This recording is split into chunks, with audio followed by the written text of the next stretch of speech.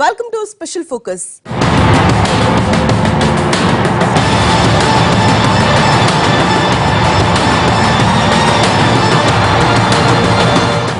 Nayeem encounter కాకపోయి ఉంటే బహుశా 4-5 నెలల్లో తెలుగు రాష్ట్రాల్లో నయా మాఫియా మొదలై ఉండేదా? నయీం గ్యాంగ్ ఎన్ కంపెనీగా కొత్త ముసుగు వేసుకుని ఉండేదా?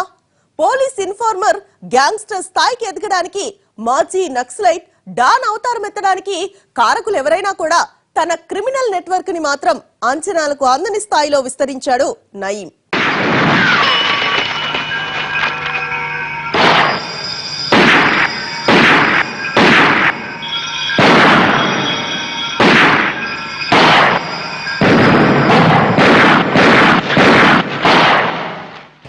కరుడుగట్టిన నేరగాడు నయీంతో పాటు అతని నేర సామ్రాజ్యం కూడా అంతమైపోయిందని సంబరపడటానికి లేదు. ఎందుకంటే ఎప్పుడో 2 దశాబ్దాల క్రితం బీజం పడ్డ నయీం వ్యవస్థలోని లోపాలని ఆసరా చేసుకుని దుర్భేద్యమైన నేర సామ్రాజ్యాన్ని స్థాపించాడు. కొందరి బలహీనతల్ని, అవసరాల్ని క్యాష్ చేసుకుని తన మూలాల్ని విస్తరించాడు. దొంగలు ఊళ్లు పంచుకున్నట్లు అవినీతి పరులు, సంఘ విద్రోహక శక్తులు ఒక్కటయ్యారు. అధికారం అండ ఉంటే, రాజకీయ నీడ దొరికితే ఓ నేరగాడు ఎంత ఎదిగిపోవచ్చో, అరాచకాలతో ఎలా పనులు చక్కపెట్టుకోవచ్చో చెప్పేందుకు నయీమే ఓ సాక్ష్యం.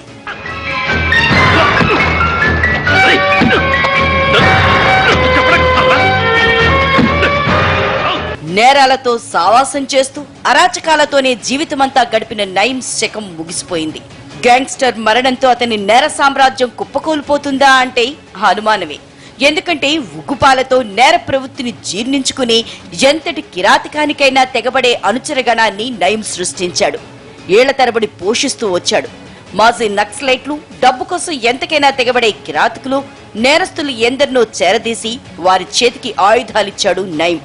ఇన్నాళ్లు భాయ్ అంటూ నయీంకి సలాములు కొడుతూ ఎంతకైనా తెగించిన అనుచరులు బాస్ మరణంతో తోకముడుస్తారా? అడ్డదారిలో సంపాదించిన ఆస్తులు వదిలేస్తారా? ఆ నేరగాన్ని రోల్ మోడల్ గా తీసుకుని గ్యాంగ్స్టర్ వారసుడు ఎవడైనా పుట్టుకొస్తాడా? సామాన్యుల్నే కాదు, పోలీసులను కూడా వెంటాడుతున్నాయి ఎన్నో ప్రశ్నలు. నయీంని ఇన్నేళ్లు పోషించింది పోలీసులైతే నీడనిచ్చింది నాయకులు. అందుకే నయీం ఎన్కౌంటర్ తర్వాత సోదాలు జరుపుతూ అతనితో సంబంధాలున్న వారిని అరెస్ట్ చేస్తున్నా నయీం మూలాలు సమూలంగా తొలగిపోతాయన్న నమ్మకమైతే కుదరటం లేదు. 20 ఏళ్లుగా నయీం సాగించిన అరాచకాలు, చేసిన కిరాతకాలు అంత తేలిగ్గా మర్చిపోయేవి కాదు. అందుకే నయీం తర్వాత గ్యాంగ్స్టర్ సీట్లోకి ఎవరొస్తారన్న చర్చకు తెరలేస్తోంది. నయీం సృష్టించిన 1000 కోట్ల నేర సామ్రాజ్యంపై పెత్తనం కోసం గ్యాంగ్ లో వారసత్వ పోరు మొదలైనా ఆశ్చర్యపడాల్సిన పనిలేదంటున్నారు.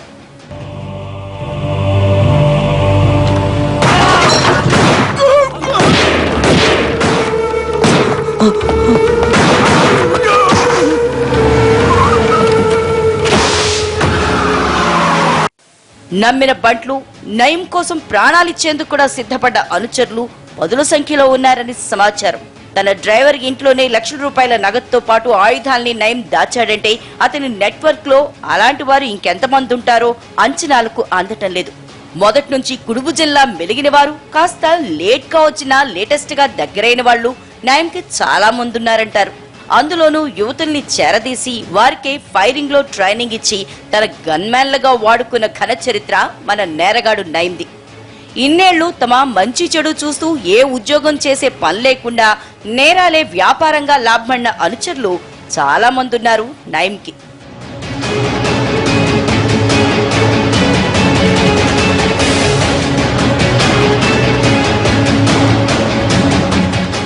నయీం తర్వాత బాలన్న, శేషన్న అన్న చర్చ జరుగుతోంది ఎన్ గ్యాంగ్ లో. నయీం ముఠాలో మొత్తం 45 మంది యాక్టివ్ మెంబర్స్ ఉంటే అందులో 40 మంది మాజీ నక్సలైట్లే. బాలన్నది నల్గొండ జిల్లా. ఎన్నో ఘటనలో పాల్గొన్నా గ్రూప్ లో పెద్దగా ఎదగలేదు. గతంలో పీపుల్స్ వార్ లో సెంట్రల్ ఆర్గనైజర్ హోదాలో పనిచేశాడు. కానీ ఇతడికన్నా శేషన్న నేరాల్లో మరింత రాటుదేలాడంటారు.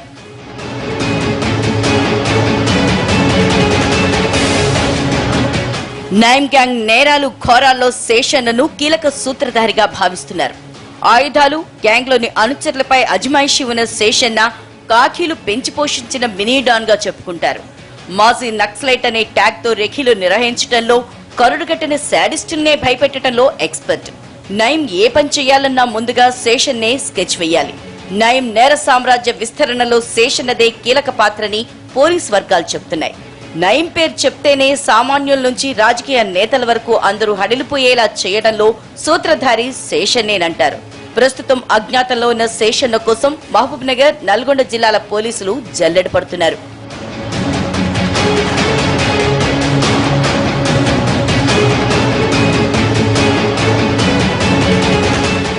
నయీంకి అత్యంత సన్నిహితుడని చెప్తున్న ఫైమ్ కూడా కలుగులోంచి బయటకొచ్చాడు. నయీంకి బావమరిది వరసైన ఫైమ్ హైదరాబాద్ కేంద్రంగా పదుల సంఖ్యలో గ్యాంగ్లను మెయింటైన్ చేస్తున్నాడని సమాచారం. నయీంకి అత్యంత నమ్మకస్తుడైన అతని డ్రైవర్ శ్రీధర్ ని పోలీసులు అరెస్ట్ చేశారు. కీలకమైన రియాజ్ ని కూడా పట్టుకున్నారు. నయీంకి సన్నిహితుడని భావిస్తున్న సలీం కూడా దొరికాడు.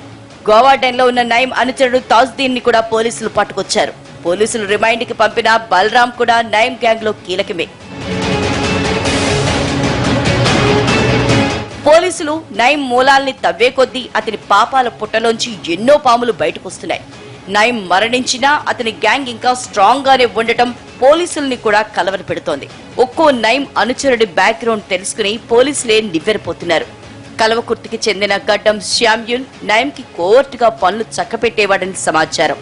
మిర్యాలగూడకు చెందిన షేక్ ఫయాజ్ అలియస్ ఆర్మర్ మామ నయీం గ్యాంగ్ లో పవర్ఫుల్ వెపన్.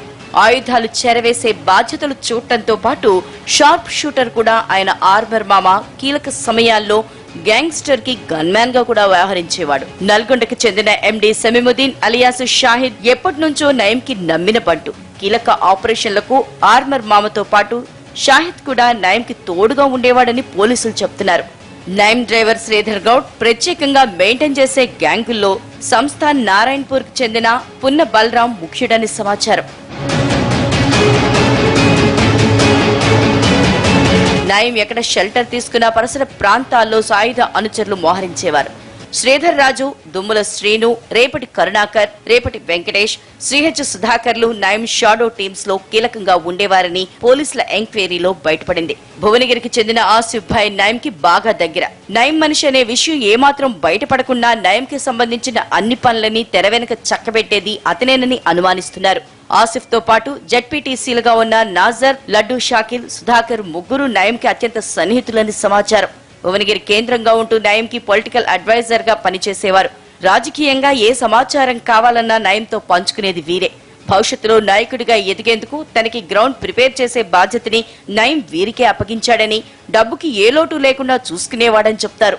శేషన్న, బాలన్న, రియాజ్, విద్యాసాగర్, రామకృష్ణ వంటి వారు దందాల్లో సెటిల్మెంట్లలో చెయ్యి తిరిగిన వారు.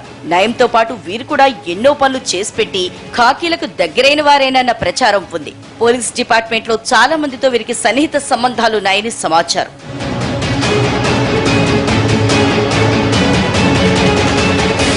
నయీం చిన్నప్పటి నుంచి పెరిగి డాన్ స్థాయికి ఎదిగిన భువనగిరిలో అతనికి లెక్కలేనంత మంది అనుచరులున్నారు. నయీం ఆస్తులకు బినామీలుగా ఉన్నారు. అతను బెదిరించి సొంతం చేసుకున్న ఆస్తుల్ని కాపాడుతున్నారు. కిరాయిలిచ్చి నెలలా డబ్బులు వసూలు చేసుకుంటున్న వారంతా ఆ నేరగాడి మోచేతి కింద నీళ్లు తాగిన వారే.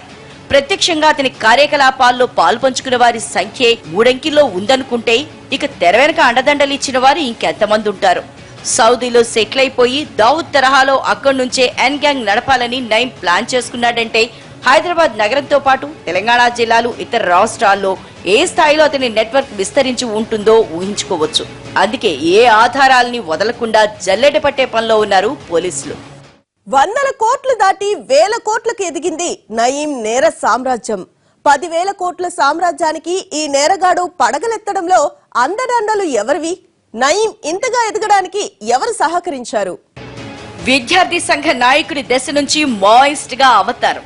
డీజీపీ వ్యాస్ ని హత్య చేసిన యాక్షన్ టీంలో సభ్యుడి హోదా నుంచి సొంత గ్యాంగ్ కి తిరుగులేని లీడర్ గా ఎదుగుదల. పోలీస్ ఇన్ఫార్మర్ స్థాయి నుంచి పోలీస్ బాసులతో చెట్టాపట్టాలేసుకునేంత సాన్నిహిత్యం. నయీం నేర చరిత్రలో ఎన్నో నాటకీయ మజిలీలు. నయీం 25 ఏళ్ల నేర ప్రస్థానంలో పోలీసుల పాత్ర అత్యంత ప్రధానమైంది. పోలీసులు లేకుంటే నయీం లేడు, నయీం లేకుంటే ఒకనాటి పోలీస్ ఆపరేషన్లు లేవన్న మాట ప్రచారంలో ఉంది.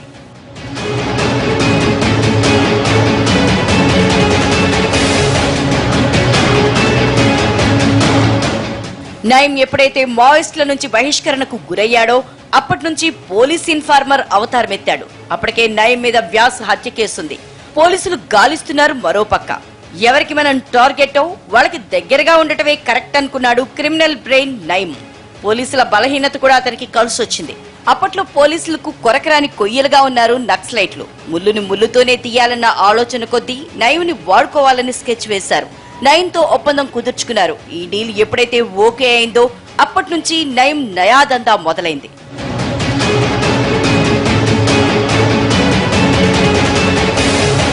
మరీ ముఖ్యంగా డిపార్ట్మెంట్ కి దగ్గరగానే ఒక పోలీస్ అధికారితో నయీం సంబంధాలు బలపడ్డాయి. నయీం మావోయిస్ట్ గా ఉన్నప్పుడు ఈ అధికారి అప్పట్లో డిఐజీగా ఉండేవారు. యూనిఫామ్ లేని పోలీసులా ఇన్ఫార్మర్ హోదాలో చెలామణి అయిన నయీంతో ఆయన సంబంధాలు బలపడ్డాయి.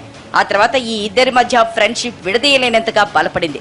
ఈ బంధమే 4 ఏళ్ల వ్యవధిలో మావోయిస్ట్ అగ్రనేతల్ని పోలీసులు మట్టుపెట్టడానికి కీలకంగా మారింది. ఈ అధికారి నయీంని ఇన్ఫార్మర్ గా ఎంపిక చేసుకున్నట్లు ప్రభుత్వానికి వివరించేంత వరకు వెళ్ళింది. తర్వాత డిఐజీ నుంచి ఐజీ, అటు నుంచి అదనపు డీజీగా పదోన్నతులు లభించాయి. అయినా సరే ఈ మాజీ పోలీస్ బాస్ నయీంతో అనుబంధం కొనసాగిస్తూనే వచ్చాడు.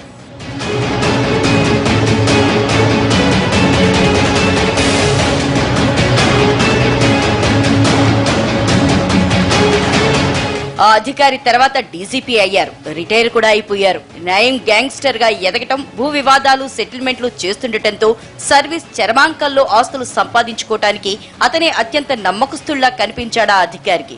ఆయన కోరటమే ఆలస్యం. నయీం రంగంలోకి దిగిపోయాడు. ఆ అధికారి కోసం భూములు కొనిపెట్టి వాటి రక్షణ బాధ్యత కూడా నయీం చూసేవాడు. తర్వాత బంధువులకు ప్లాట్లు కొనాలన్నా, ఆఖరికి ఫర్నిచర్ తక్కువ ధరకు ఇప్పించాలన్నా నయీంతో చెప్తే సరిపోతుందని ఆ అధికారి సిఫార్సు చేసేదాకా వచ్చింది. అంతేకాదు ఈ మాజీ పోలీస్ బాస్ ఎన్నికల్లో పోటీ చేసినప్పుడు నయీం సహకరించడమే కాదు, ప్రచారం కూడా చేసి పెట్టాడంటే వీరిద్దరి అనుబంధాన్ని అర్థం చేసుకోవచ్చు. ఇందాక చెప్పినట్టు it is under investigation. So మనం అది తెలిసి తెలియక మాట్లాడినట్టు ఉంటుంది. We should allow the investigation to go. ఎవరైనా పోలీస్ ఆఫీసర్లు నిజంగానే అతనికి హెల్ప్ చేసి, గ్యాంగ్స్టర్ని హెల్ప్ చేసి ఆస్తులు కూడబెట్టుకుంటే ఇంకా అంతకంటే దరిద్రం ఉండదు. That speaks very bad of police department. Nayeem episode లో మాజీ డీజీపీ వ్యవహారం డిపార్ట్మెంట్ లో ప్రకంపనలు సృష్టిస్తోంది. ఇప్పుడు నయీంకి మాజీ డీజీపీ సన్నిహిత సంబంధాలు ఇంకా కొనసాగిస్తున్నాయని తేలింది. హైదరాబాద్ లో ఉంటున్న ఈ మాజీ పోలీస్ అధికారి కొన్నాళ్ల క్రితం నయీంతో సంప్రదింపులు జరిపారని తెలిసింది. సొంత వ్యవహారాల్ని చక్కబెట్టేందుకు తరచూ నయీం అనుచరులకు ఫోన్లు చేస్తుండేవాడని తేలింది. భూ వివాదాలు, సెటిల్మెంట్లు చేయించుకునేవాడని సమాచారం.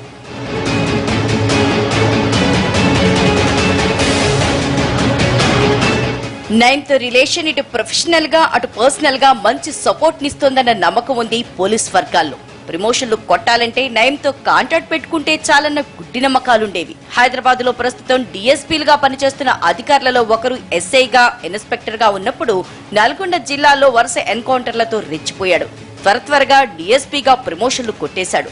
ఇదే సమయంలో రంగారెడ్డి జిల్లాలో భూ వివాదాలకు నెలవైన ప్రాంతానికి పోస్టింగ్ ఇప్పించుకున్నాడు.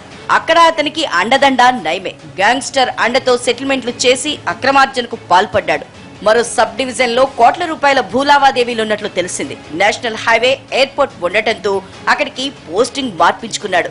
డీఎస్పీగా ఉన్నంతకాలం ఒక ప్రజాప్రతినిధి బంధువు సెటిల్మెంట్లకు సహకరిస్తూనే నయీం గ్యాంగ్ కు కావలసిన సమాచారం అందించేవాడు. ఫలితంగా అక్కడ సుమారు 20 ఎకరాల భూములను సొంతం చేసుకోగలిగింది నయీం ముఠా. ప్రస్తుతం ఈ డీఎస్పీ హైదరాబాద్ లో కీలక హోదాలో ఉన్నారు.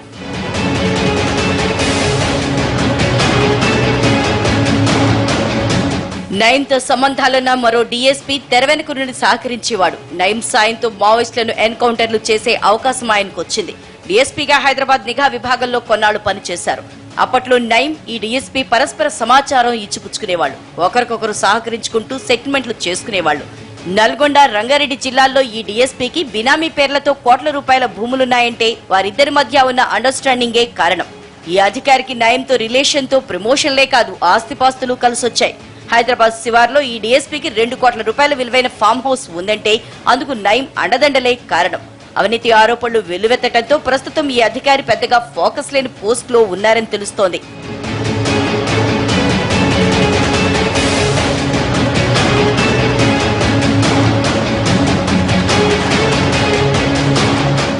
ఇలా నయీం డిపార్ట్మెంట్ లోని అధికారులతో సత్సంబంధాలు నెరుపుతూ తాను లాభపడుతూ వాళ్లకు లబ్ధి చేకూర్చేవాడు. ఇవి మచ్చుకు కొన్ని మాత్రమే. నయంతో అనుబంధానికి ఉబలాట పడినా పడుతున్న అధికారులు ఎంతో మంది ఉన్నట్లు తెలుస్తోంది.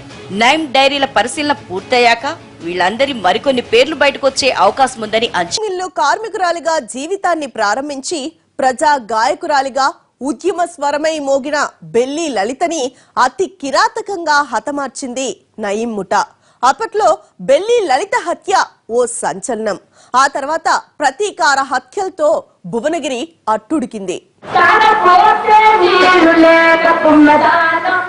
అది 1997వ సంవత్సరం. ప్రజా గాయకురాలు ఉద్యమ నేత బెల్లి లలిత సమాజంలో జరుగుతున్న అవినీతి అరాచకాల్ని ప్రశ్నిస్తూ పేదల పక్షాన పోరాడుతున్న సమయం. స్పిన్నింగ్ మిల్లో కార్మికురాలుగా పనిచేస్తూనే తన పాటలతో ప్రజల్ని చైతన్యపరుస్తూ వచ్చింది బెల్లి లలిత. ఇదే సమయంలో తెలంగాణ మలివిడత ఉద్యమానికి భువనగిరి వేదికగా మారింది. ప్రజానాయకులు ఒక్కొక్కరిగా చేరుతూ వచ్చారు. ఉద్యమం ఊపందుకుంటోంది. భువనగిరి ప్రాంతంలోనే కాకుండా జిల్లా వ్యాప్తంగా రాజకీయ పరిస్థితుల్లో మార్పులు మొదలయ్యాయి. ప్రజా చైతన్యానికి పల్లెవిలా తోడైంది లలిత.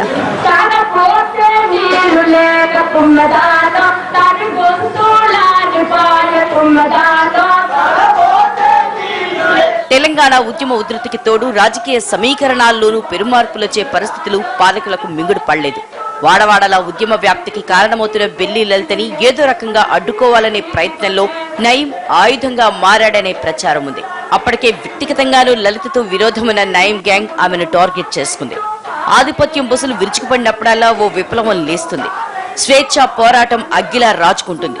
బెల్లి లలిత లాంటి గొంతుకు కూడా అలాగే మోగింది. ప్రభుత్వ నిర్బంధాన్ని సవాల్ చేసి జనానికి ధైర్యం నూరిపోస్తూ పాటలతో ప్రేరణ ఇస్తూ తెలంగాణ మలిదశ ఉద్యమంలో బెల్లి లలిత మరిచిపోలేని జ్ఞాపకంగా మారింది.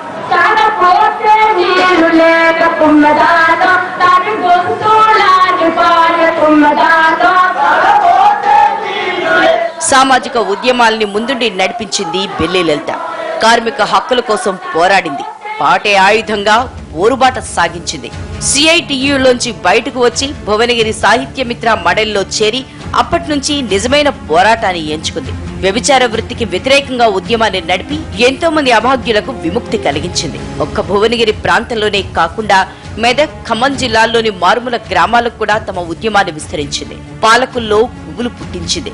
1996లో తెలంగాణ ఐక్య వేదిక స్థాపనతో ప్రత్యేక రాష్ట్రం కోసం తెలంగాణ వ్యాప్తంగా ఉద్యమాలు సాగాయి. 1997 మార్చి 8న భువనగిరిలో దగాపడ్డ తెలంగాణ సభ నిర్వహణలో కీలక పాత్ర పోషించింది బెల్లి లలిత. ఆ తర్వాత సూర్యాపేటలో 1997 ఆగస్టులో తెలంగాణ మహాసభలోనూ ఆమె ముందుంది. ఉద్యమ గొంతుకుగా తెలంగాణ వ్యాప్తంగా బెల్లి లలిత పేరు మారుమ్రోగుతున్న సమయంలో 1999 మే 27న బెల్లి లలిత అదృశ్యం దావానలా వ్యాపించింది. ఆ ప్రజాగాయని ఆచూకీ కోసం తెలంగాణ వ్యాప్తంగా ఆందోళన కార్యక్రమాలు జరిగాయి. 1999 మే 29న భువనగిరి పట్టణంలోని ఉరుసు వద్ద ఉన్న బావిలో శరీర భాగాలు దొరికాయి. 13 రోజుల పాటు భువనగిరి పరిసర ప్రాంతాల్లో శరీర భాగాలు దొరికాయి. అవి లలితవి కావని పోలీసులు చెప్పుకొచ్చారు. భువనగిరి జనం కూడా అదే నిజం కావాలని కోరుకున్నారు. కానీ జూన్ 10వ తేదీన బెల్లి లలిత తలభాగంతో పాటు మైసమ్మ అనే పచ్చబొట్టుతో చెయ్యి దొరకటంతో హత్యకు గురైంది బెల్లి లలితేనని నిర్ధారణకొచ్చారు. 1999 జూన్ 11న బెల్లి లలిత అంత్యక్రియలకు పెద్ద ఎత్తున ప్రజలు తరలి వచ్చారు.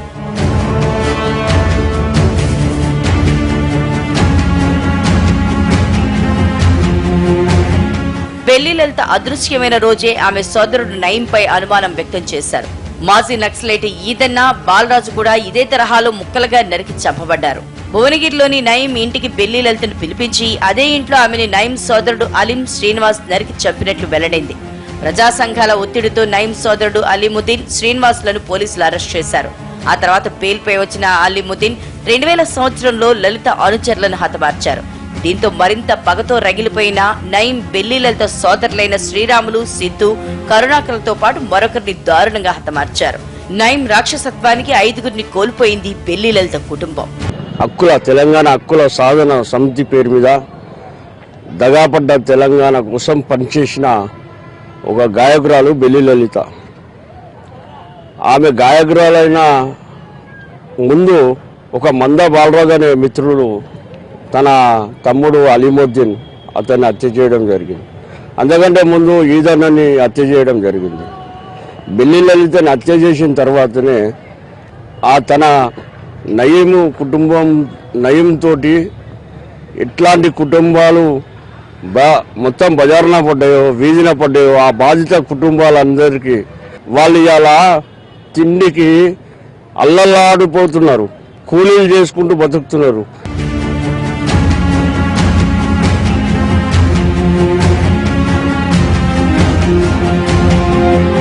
నాటి నుంచి బెల్లి లలిత కుటుంబం దుర్భర జీవితాన్ని గడిపింది. ఆమె బంధువులు, ఉద్యమంలో ఆమె వెన్నంటే ఉన్న సహచరులు ప్రాణాలు అరచేతుల్లో పెట్టుకుని అజ్ఞాతంలో గడిపారు. కనీసం ఇంటి పేరు చెప్పుకోవడానికి కూడా ఆమె బంధువులు భయపడేవారు. బెల్లి లలిత ఆమె సోదరుల హత్య తర్వాత ఆమె ఇద్దరు సంతానం ఎక్కడున్నారో కూడా ఆచూకీ లేదు. బెల్లి లలితతో మొదలుపెట్టి హత్యల పరంపర సాగిస్తూ వచ్చింది నయీం గ్యాంగ్. 20 సంవత్సరాలుగా ఈ ప్రాంతంలోనే తిరుగుతూ హత్యలు, బెదిరింపులకు పాల్పడినా ఒక్కరూ పట్టించుకోలేదు. కనీసం ప్రశ్నించడానికి కూడా ఎవరూ సాహసించలేదు. రాజకీయ పార్టీలు, పోలీసులు, ప్రభుత్వాలు తెలియనట్లే వ్యవహరించాయి. నయీంని ఎప్పుడు అరెస్ట్ చేస్తారా అని ఓ ప్రెస్ మీట్ లో ప్రశ్నించిన పాపానికి ఓ జర్నలిస్టు కూడా ఆ కిరాతక ముఠాకి టార్గెట్ అయ్యాడు.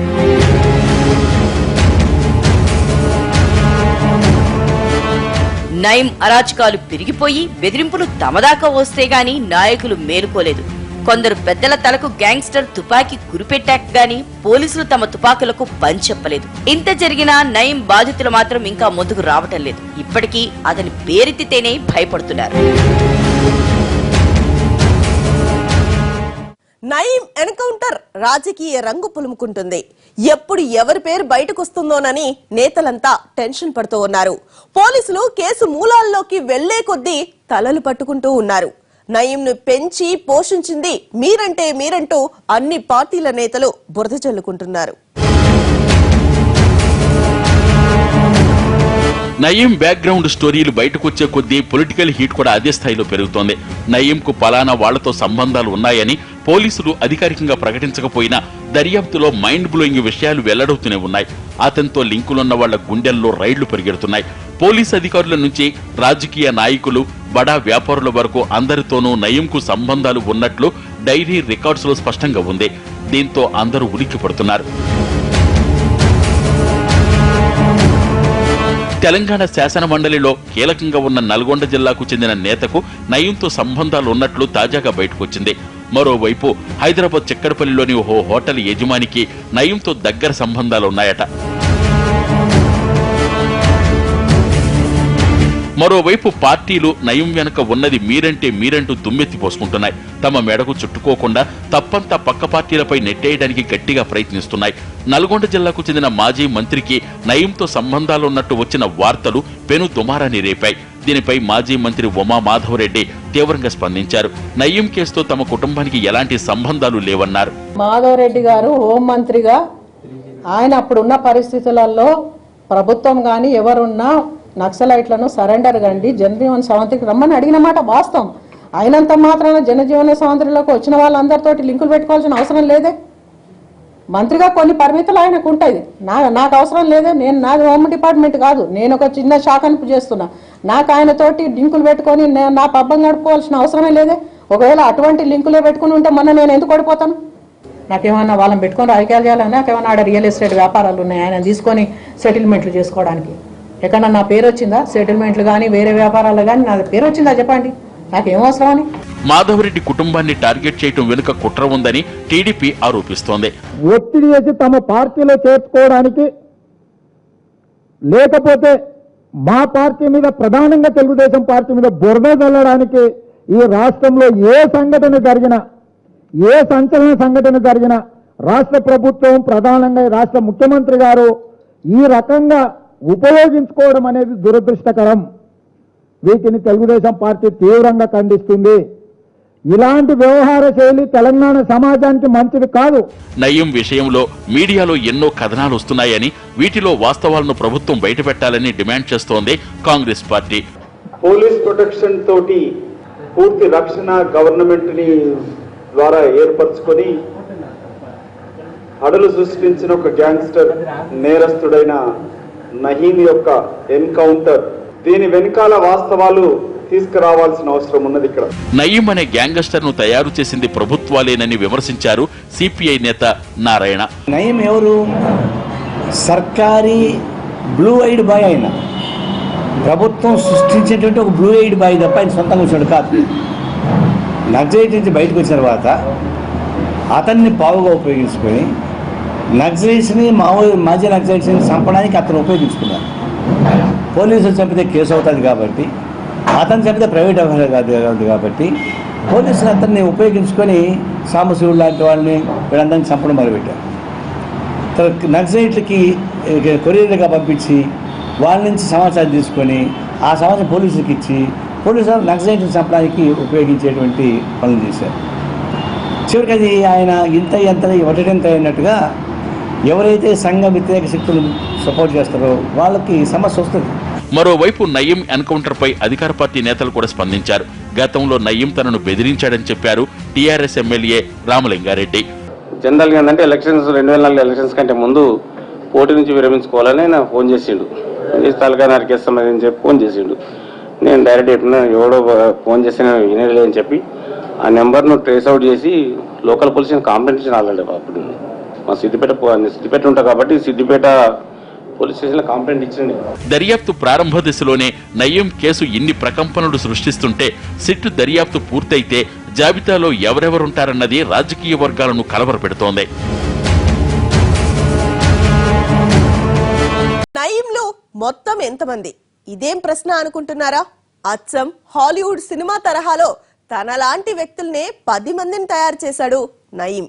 అందర్నీ భయపెట్టే ఇతగాడు ప్రాణభయంతో తన సేఫ్టీ కోసం దశావతారం ఎత్తాడు. తన కదలికలు భార్యకు సైతం తెలియకుండా జాగ్రత్త పడే నయీం జనావాసంలోనే ఉన్న అజ్ఞాతంలో ఉన్నట్టుగా అందర్నీ నమ్మించాడు. యంగ్స్టర్ నయీం ఎన్కౌంటర్ తర్వాత థ్రిల్ అయ్యే ఘటనలు ఒక్కొక్కటిగా బయటపడుతున్నాయి. ఇంతకాలం ఎవరికి కనపడకుండా ఉండటం ఎలా సాధ్యమైంది? జనం పోలీసుల మధ్య ఉంటూ దాదాపు 25 ఏళ్ల పాటు ఎలా ఉంటాడో కూడా ఎవరికి తెలియకుండా జాగ్రత్త పడ్డాడు నయీం. చనిపోయిన తర్వాత కూడా నయీంను గుర్తించేందుకు బంధువులు అనుచరులకు చాలా టైం పట్టింది. నయీం దశావతారాల గురించి తెలిసిన అనుచరులు మాత్రం తమ బాస్ కాదంటే కాదన్నారు.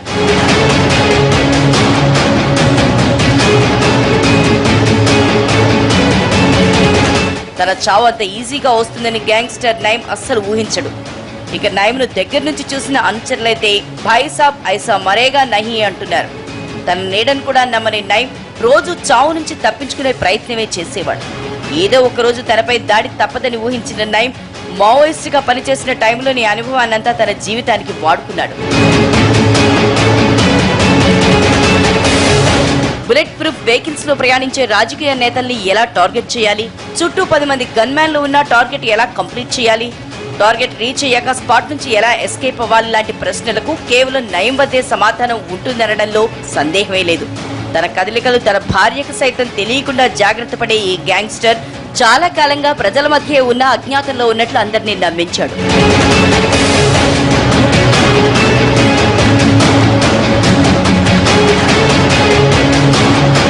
నయీం ఎన్కౌంటర్ తర్వాత బాస్ ను దగ్గర నుండి చూసిన అనుచరులంతా భాయ్ సాబ్ కాదనుకుంటున్నారు. తన కదలికలపై ప్రత్యర్థులు మావోయిస్టుల కన్ను ఉందని భావించిన నయీం వారి దృష్టిని మళ్లించేందుకు ఎప్పటికప్పుడు కొత్త వ్యూహాలు వాడేవాడు.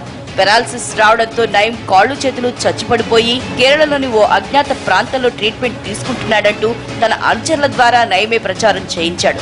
చాలా కాలం వరకు నయీం కోసం ఆలోచించే వాళ్లంతా నిజమే అని నమ్మేలా చేశాడు. జనంలో తన ఊసే లేకుండా స్తబ్దుగా తన పనులు కానిచ్చేవాడు. ఇక సెల్ ఫోన్లు వాడితే వచ్చే ముప్పు ఈ గ్యాంగ్స్టర్ కు బాగా తెలుసు. అందుకే సెల్ ఫోన్ తో అనుచరులెవరిని తనతో ఉండనిచ్చేవాడు కాదు. ఇక తన బ్రెయిన్ కు మరింత పదులు పెట్టిన నయీం తనలాంటి మనుషుల్ని మరికొందరిని తయారు చేశాడట. తనలాంటి వారంటే అచ్చంగా తన పోలికల్ని పోలిన మనుషుల్ని తయారు చేశాడట. చాలా కాలం క్రితం అజ్ఞాతంలోకి వెడిపోయిన నయీం తన ఫోటో కానీ విజువల్ కానీ ఎవరికి దొరకకుండా చేశాడు. దీంతో నయీం కనిపిస్తే ఈయనే నయీం అని చెప్తే కానీ తెలియని పరిస్థితి.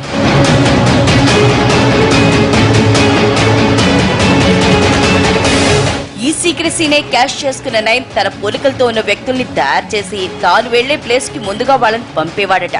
అలా చాలాసేపు ఆ ప్లేస్ పై రెఖీ చేసి అనుచరులు ఓకే అని చెప్పిన తర్వాతే ఒరిజినల్ నయీం ఆ ప్లేస్ కి వచ్చేవాడని తెలుస్తోంది. ఈ గ్యాంగ్స్టర్ దశావతారాలు తెలిసిన అనుచరులు ఎన్కౌంటర్ జరిగిన రోజు చాలా సేపటి వరకు ఇదో పెద్ద సినిమా, బాస్ కిసికో నహీ మిల్తా, ఏ డూప్ నహీ హై అనుకున్నారట. ఎన్కౌంటర్ జరిగిన మధ్యాహ్నానికి మహబూబ్ నగర్ జిల్లా ఎస్పీ రాజరాజేశ్వరి ఎన్కౌంటర్ లో చనిపోయింది నయీం అని చెప్పినా ఎన్బాస్ టీం మాత్రం అస్సలు నమ్మలేదు.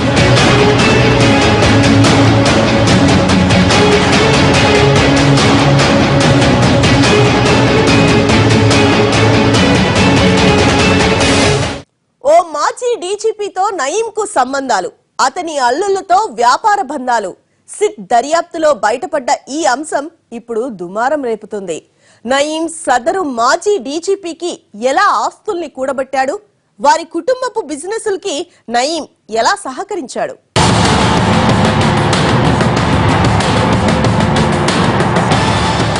పోలీస్ తలపై 3 సింహాల టోపీతో నేరస్తుల గుండెల్లో నిద్రపోయే ఖాకిన్. బయట జనానికి ఇదే తెలుసు. నయీం ఎపిసోడ్ తో కనిపించని 4వ సింహం వికృత రూపం కూడా బయటపడుతున్న అనుమానాలు.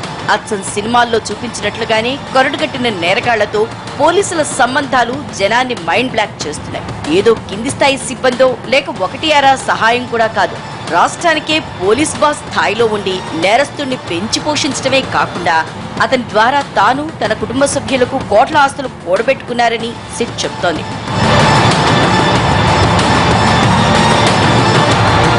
నయీం దందాలో మాజీ డీజీపీ వ్యవహారం పోలీసు వ్యవస్థలో ప్రకంపనలు సృష్టిస్తోంది.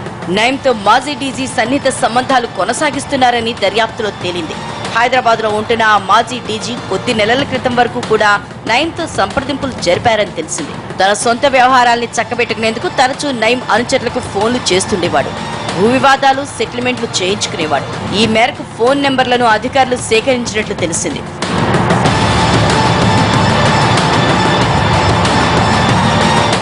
ఇంతకీ ఎవరా పోలీస్ బాసు? ఇదే ఇప్పుడు హాట్ టాపిక్ గా మారింది. డీఐజీ నుంచి డీజీగా, ఆ తర్వాత డీజీపీగా పదవులు నిర్వహించాడు. రాజకీయాల్లో కూడా ఓ ప్రయత్నం చేశాడు. నయీం మావోయిస్ట్ పార్టీలో ఉన్నప్పుడు సదరు పోలీస్ బాస్ అప్పట్లో పలు హోదాల్లో పనిచేస్తుండేవాడు. మావోయిస్టుల సమాచారాన్ని చేరవేసే ఇన్ఫార్మర్ గా నయీంతో సాన్నిహిత్యం ఏర్పడింది. 4 ఏళ్ల వ్యవధిలో మావోయిస్ట్ అగ్రనేతను మట్టుబెట్టడానికి అతనిచ్చిన సమాచారం కీలకంగా మారింది. నయీంను తాను ఇన్ఫార్మర్ గా పెట్టుకున్నానంటూ అప్పట్లో ఆయన ప్రభుత్వానికి వివరించాడు. ఐజీగా అతనుకు డీసీగా ప్రమోషన్ వచ్చిన తర్వాత కూడా నయీంతో సంబంధాలు వదులుకోలేదు.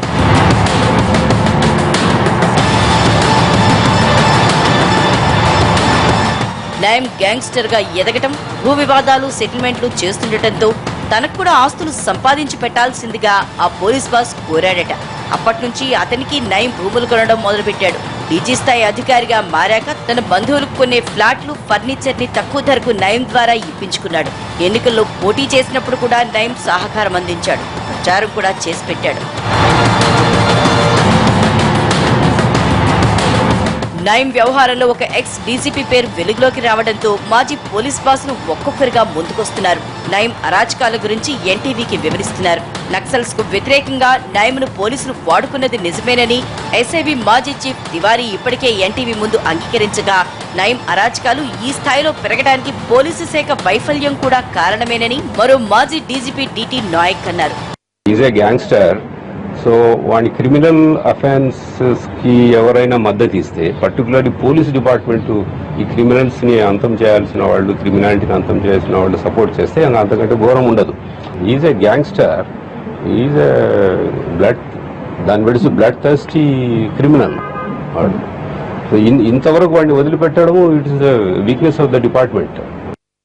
మాజీ పోలీస్ బాస్ కు నయీంతో సంబంధం, అతని ద్వారా ఎలాంటి బెనిఫిట్స్ పొందాడు, ఎన్ని ఆస్తులు కూడబెట్టాడు అనే దానిపై సిట్ అధికారులు ఫోకస్ పెట్టారు. అలాగే అతని ఇద్దరి అల్లుళ్లకు కూడా ఈ దందాలో ప్రమేయం ఉందా, నయీం ద్వారా వారు ఏ విధంగా సాయం పొందారు, మాజీ డీజీపీ వ్యాపారాలకు నయీం ఎలా సాయపడ్డాడనే దానిపైన కూపి లాగుతున్నారు దర్యాప్తు అధికారులు.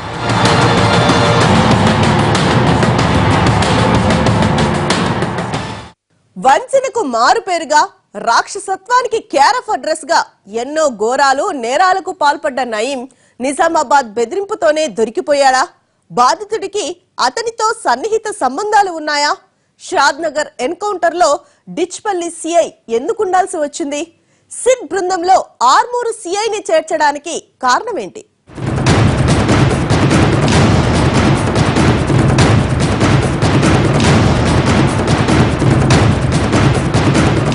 గ్యాంగ్స్టర్ నయీంకు నిజామాబాద్ జిల్లా డిచ్పల్లితో ఏంటి సంబంధం?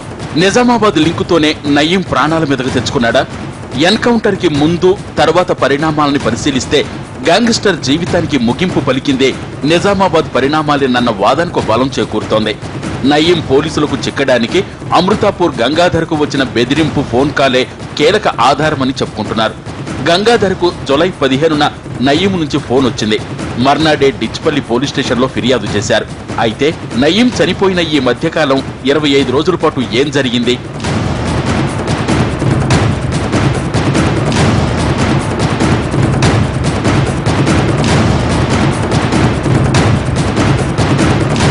కేసు నమోదయ్యాక నయీం కోసం వేట మొదలయ్యిందా? నయీంని వలపన్ని నిజామాబాద్లో పట్టుకున్నారా? ఈ కేసులో డిచ్పల్లి సీఐ యాక్టివ్ రోల్ పోషించినట్లు ప్రచారం జరుగుతోంది. నయీం దొరికింది నిజామాబాద్ జిల్లా డిచ్పల్లిలోనే అంటూ అనుమానాలు కూడా వ్యక్తమవుతున్నాయి. నయీం తరచూ డిచ్పల్లికొచ్చి వెళుతుండేవాడన్న వాదనలు వినిపిస్తున్నాయి. నయీంకి డిచ్పల్లిలో అనుచరులు ఉన్నట్లు ప్రచారం కూడా ఉంది. జిల్లాలో నయీంకి భూములున్నాయా? ఇక్కడ కూడా నయీం తన నెట్వర్క్ ని విస్తరించాడా? ఏవో ఒక లావాదేవీలు లేకుండా తరచూ నయీం డిచ్పల్లికి రావాల్సిన అవసరం ఏంటన్న అనుమానాలు రేకెత్తిస్తున్నాయి.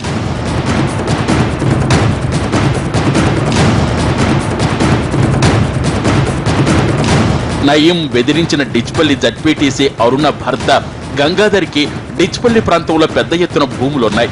భూముల వ్యవహారంలో నయీం గంగాధర్ల మధ్య క్రయ విక్రయాలేమైనా జరిగాయా అన్న చర్చ జరుగుతోంది. గంగాధర్ వృత్తిపరంగా స్టాంప్ రైటర్. నయీంకి లేదా అతని అనుచరులకు ఉన్న భూముల వ్యవహారంలో తేడాలేమైనా వచ్చాయా? అందుకు గంగాధర్ సహకరించలేదా? నయీం డిచ్పల్లికి తరచూ వచ్చి వెళ్లేవాడన్న ప్రచారంతో ఇలాంటి అనుమానాలు ఎన్నో తెరపైకొస్తున్నాయి. నయీంకి ప్రస్తుతమున్న డిచ్పల్లి సీఐతో అసలు పొసిగేది కాదన్న వాదన ఉంది. గతంలో ఈ సీఐ భువనగిరిలో విధులు నిర్వహించారు. ఈ క్రమంలో నయీం అనుచరులతో ఆయనకు తేడాలొచ్చి ఉంటాయన్న అనుమానాలు వ్యక్తమవుతున్నాయి. గంగాధర్ కు నయీం నుంచి వచ్చిన బెదిరింపు కాల్స్ పై డిచ్పల్లి పిఎస్ కి ఫిర్యాదు అందింది. ఇది నయీం పని అయ్యుండొచ్చనే అనుమానంతో పోలీసులు ఆ ఫోన్ నెంబర్ ని ట్రేస్ చేయడంతో అది షాద్ నగర్, మహబూబ్ నగర్ ప్రాంతాల నుంచి వచ్చినట్లు గుర్తించారు.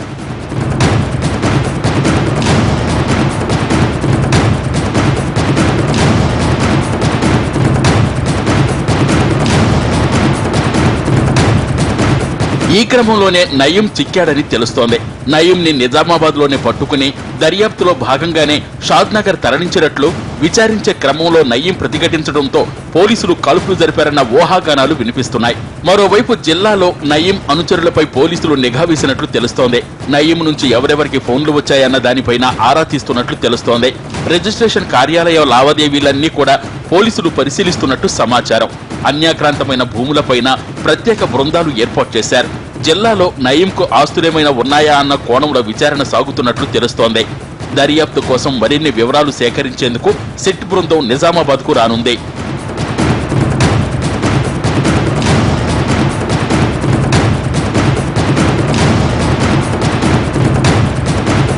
పేరుకే అది బెడ్రూమ్, కానీ నయీం అక్రమ సామ్రాజ్యానికి అదే మాస్టర్ రూమ్.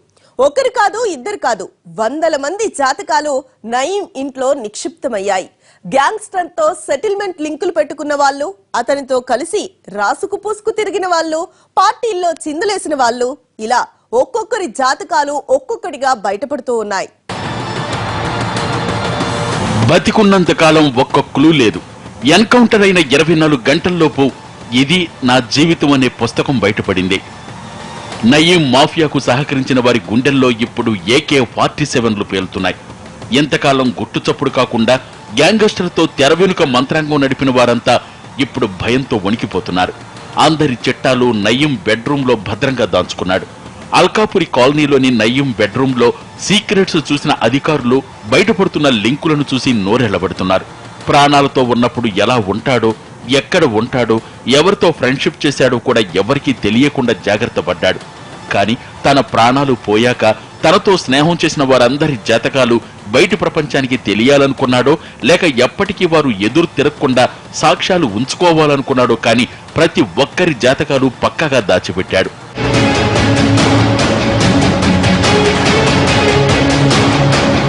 ఇప్పుడు ఆ సీక్రెట్స్ అన్నీ ఓపెన్ అయిపోయాయి. SI స్థాయి నుంచి IPS అధికారుల వరకు సంబంధాలు బయటపడ్డాయి. రిసార్టుల్లో గ్యాంగ్స్టర్తో కలిసి చిందులేసిన అధికారుల భాగోతాలు వెలుగులోకి వస్తున్నాయి. నయీంతో ఫోటోలు దిగేందుకు ఐపీఎస్లు పోటీ పడ్డారు. రాజకీయ నాయకులు మాత్రం కాస్త భయంగానే ఫోటోలకు ఫోజులిచ్చారు. హైదరాబాద్ శివార్లలో ఎస్ఐగా ఉద్యోగంలో చేరిన ఓ పోలీస్ అధికారి అక్కడే సిఐ, ఏసీపీ, అడిషనల్ డీసీపీగా చకచకా ఎదిగాడు. నల్గొండ జిల్లాకు చెందిన ఇతనికి గ్యాంగ్స్టర్తో ఉన్న సంబంధాలే ఇందుకు కారణమంటారు. సెటిల్మెంట్లు చేయటంలో ఇతను ఆరితేరిపోయాడంటారు. ఐపీఎస్ అధికారులకు నయీంతో దోస్తీ కుదర్చటంలో కీలక పాత్ర పోషించాడు. తెలుగు రాష్ట్రాలతో పాటు ఛత్తీస్గఢ్, ఒడిశాకు చెందిన అధికారులతోనూ నయీంకు సంబంధాలున్నట్లు వెల్లడైంది. దీనికి కూడా ఓ పోలీస్ అధికారే మధ్యవర్తిగా వ్యవహరించాడని తేలిపోయింది. నయీం బెడ్రూమ్లో దొరికిన ఫోటోలు ఇందుకు సాక్ష్యాలుగా నిలుస్తున్నాయి. 3 నెలల క్రితం డీజీపీ ఆఫీస్కు అటాచ్ అయిన ఈ అధికారి నయీం ఎన్కౌంటర్ తర్వాత మాయమైపోయాడు. వైజాగ్లోని ఓ రిసార్ట్లో నయీంతో కలిసి ఛత్తీస్గఢ్, ఒడిశా ఐపీఎస్లు చిందులేసిన ఫోటోలన్నీ భద్రంగా దాచిపెట్టాడు.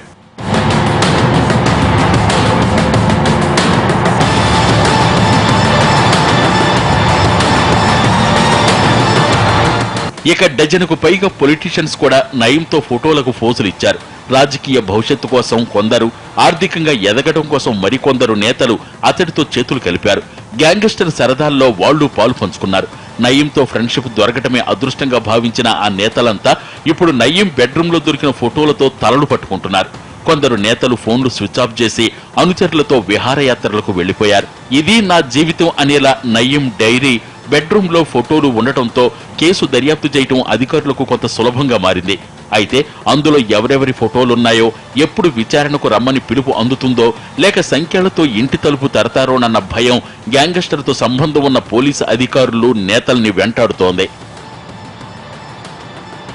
ఇది ఇవాల్టి స్పెషల్ ఫోకస్. మరో ఫోకస్ తో మళ్ళీ కలుద్దాం. Stay with us.